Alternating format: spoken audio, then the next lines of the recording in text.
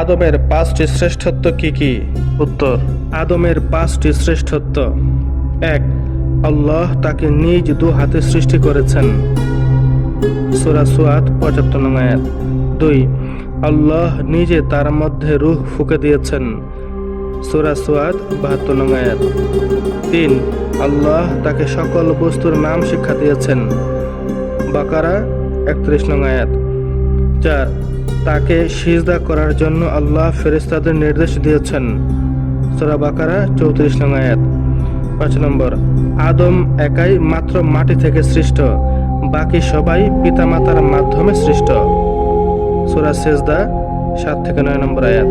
প্রিয় ভাই বোনেরা, আপনারা কি জানেন ইবলিসের অভিশপ্ত হওয়ার কারণ কি ছিল? যদি জেনে থাকেন তাহলে কমেন্ট বক্সে জানিয়ে দিন, আর না জেনে থাকলে চ্যানেলটি সাবস্ক্রাইব করে উত্তরের জন্য অপেক্ষা করুন।